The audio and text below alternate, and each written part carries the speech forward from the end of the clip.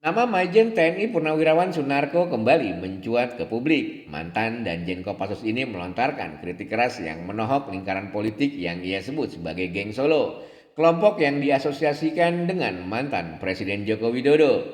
Dalam tayangan di YouTube Abraham Samad Speak Up, Sunarko menyebut kelompok ini virus dan kuman berbahaya yang masih bercokol di kabinet Presiden Prabowo Subianto. Ia bahkan mengirimkan surat resmi ke Presiden mendesak perombakan kabinet untuk menyingkirkan loyalis Jokowi, keluarkan menteri-menteri yang terlibat korupsi dan masih orang-orangnya Jokowi. Menurut Sunarko, kehadiran loyalis Jokowi hanya akan merusak bangsa dan menghambat agenda pemerintahan baru. Kritiknya makin panas saat menyinggung Partai Solidaritas Indonesia atau PSI yang dipimpin Kaisang Pangarep, putra bungsu Jokowi. Sunarko menuding PSI terang-terangan berupaya melengsarkan Prabowo. PSI ini siapa punya? Geng Solo. Kaisang itu adiknya Gibran, anaknya Jokowi. Tidak sampai di situ, Sunarko juga menyoroti desakan reformasi Polri. Forum Purnawirawan TNI mendesak agar Presiden segera mengganti Kapolri Jenderal Listio Sigit Prabowo.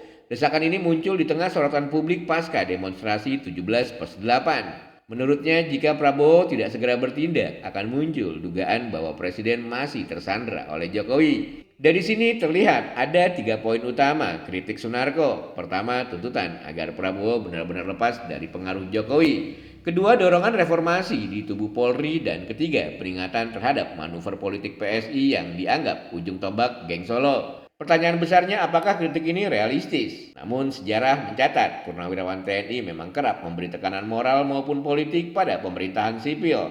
Kehadiran Sunarko dengan latar belakang Kopassus jelas memberi bobot pada suaranya.